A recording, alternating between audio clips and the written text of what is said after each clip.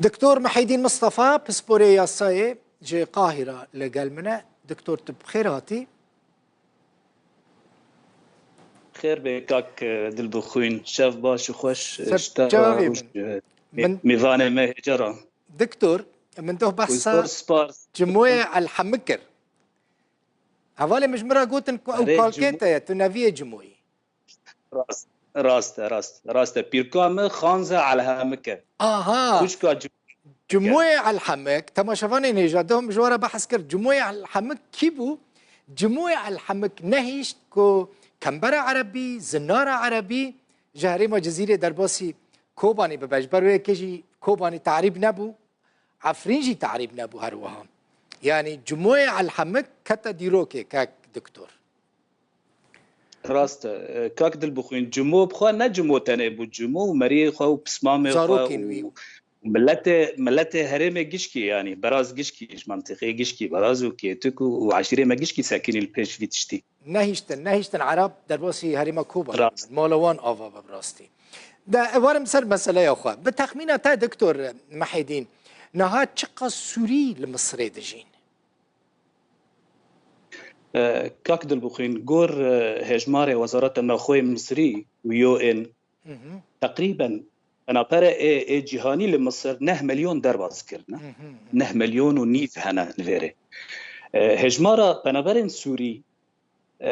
هجمارن فرمي مصري دبيجن 156 حزارة بس از باور ناكم انه 156 حزار لمصر هنا جبو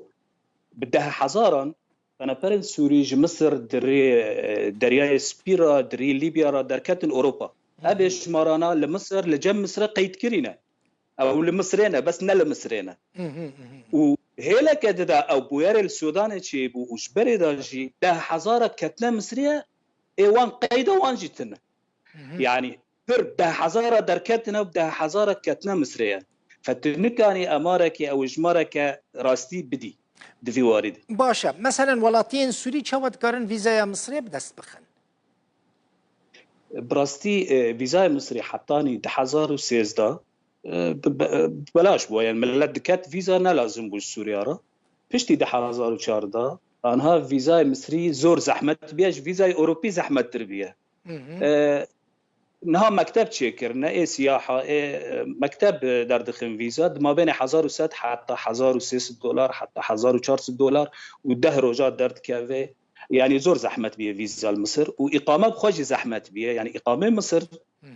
باور بكاج اوروبا زحمت تربيه يعني اقامه لمصر يان تبخوني لمصر يان زاروكتا لدبستان بن خواندنه بكن يان تبكاسي مصري را زوجي بي يان كاركي تي جران هبه يعني برابر لفير او كرب الاستثمار كربن تكاربي اقامه بجري اما غيري فاتشتانا اقامه زور زحمه لمصر اها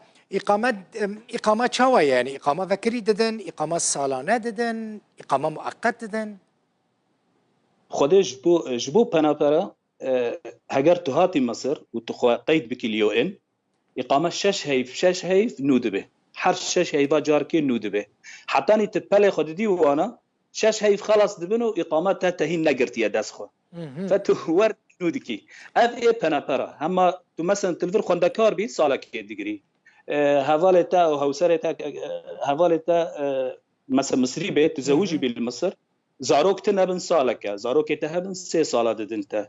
تلفر كارتها بشغلتها بتبيست مصريه بشغليني لجامتا الفابريكيتا كنت كارك تشتكر بها هاجر بيست مصري الجامتا بشغلن 5 ساله ددنت ترك خصني ناف دولتي اليكاريا كوچبرين سوري دكن بخود سوري بخلفر اليكاري خدكن بس رخصتن كيم لمصر كيم نجبر حكومه مصر وقتك وقربست بيو ان را تشكري 1954 دا جيو ان را قوتي ايشه مش بناباتنا يعني ندواري خون نت تندرستي نتشت يعني كيتي مصر نوك دولتي دن تتي مصر يو ان اشترد بي تبنابري يانا وهمو بنابري السوري سدي سدج بنابري السوري ال مصر دبن فلسطين دمكي يعني حمايه المؤقته بيرد بيش يعني براني كردين ما ينكتين ويداري مصري وكا ولاتكي ترانزيت بكارتينين دكتور سدي النود وكا ولاتك ترانزيت بكارتينين بس تزاني ملتي ما يكوباني لفر ام جمسرارة افداني شي دك بيراد كولن غرازي ما فر لفر هان غرازة جيشنا مصريجي نا الدكتور 20 ساله بري من اني نفر والله از 28 سال نلفر 28 سنة از 28 سال المس اوه اتزانم يعني كردين كوباني بغرزين خو قال لك مشهور الفي درجه انا تاني نشون اوروبا يعني اوروبا درخه درفه شو ولاتك افريقيا واسيا هي از بيجم جيش نوان ولاتانجي بيراند كولن غرزه حفاره نقد خنا دكتور يعني نقد خنا لا نقد خنا والفير كومباني تشيكرنا وشركات تشيكرنا يعني شركات من في كوبانيه والله باشا مثلا مصر نافره و مصريان چاويه مثلا دماكم مزانبن كردن جروجاوي كردستانينا چاوا تعامل بارد المصري بخدي مصري ملتي مصري ملتكي يعني تتكاري بوانا دانستان دنبكي عرب كرد چه ملت من تاوي بروبلم وان بسوريا را تنانا وبكرداج تنانا وقت كرداج دبينن دبي صلاح الدين كالكي ويا دبي ون محمد علي باشا يعني محمد علي باشا كرده يعني سروك مصر حتى حزار وناسد وبينجي وشارة